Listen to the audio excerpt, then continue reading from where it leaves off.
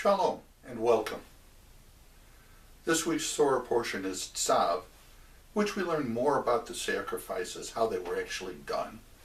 And there's a section that deals with the ordination of Aaron and his sons as the high priest and the priests. It's hard to understand how we can take to this today. Well, it's a fact that prayer is substituted for the sacrifices. And even in the Shulchan Aruch, it says that intruding thoughts, inappropriate thoughts, rendered a sacrifice as invalid and an abomination, and so too do invalid thoughts, bad thoughts, invalidate prayer. So we have to be careful. We don't talk much about praying. Talk a lot about prayers, but we don't talk a lot about praying. So I hope this story gives you something to think about in terms of how we pray. There was a group of rabbis that were traveling through the village of Rezin, and they thought they would stop and visit the Rabbi Israel, the Rebbe, to have a discussion with him about the ideology of Hasidism. These rabbis were misnagdim, who were the opponents of the Hasidic movement. So they sat down with the Rebbe and they started, we are following the path of the Torah. We set a specific time aside to study Torah. We get up in the morning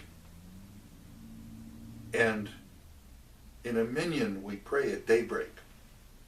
When we're done praying, we go and study Mishnah. What did the Hasidim do?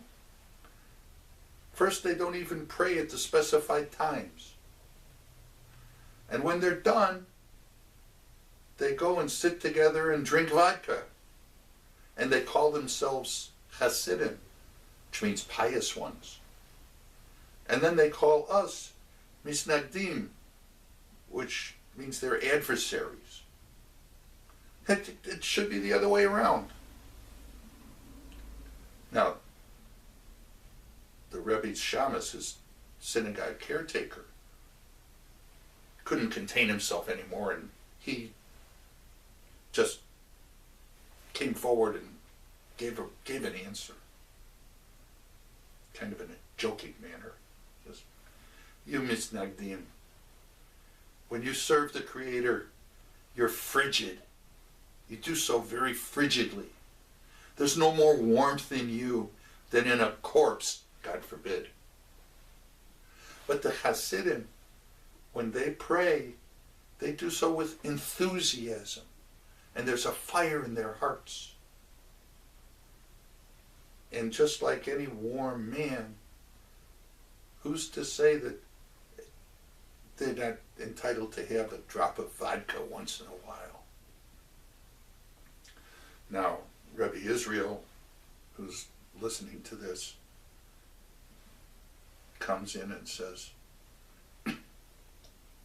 of course, this answer was not intended to be taken literally or seriously.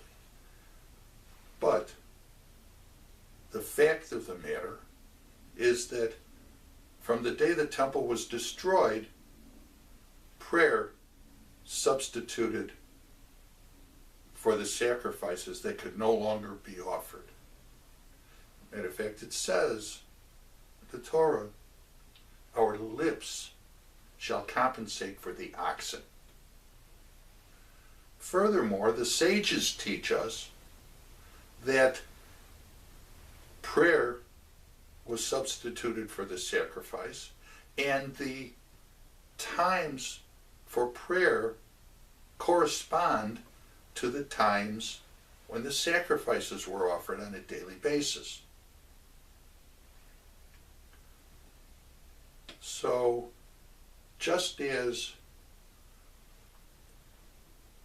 a outside thought, an inappropriate thought, would render a sacrifice invalid and an abomination, so it could not be accepted on high, so too an inappropriate thought would render a prayer invalid and not accepted.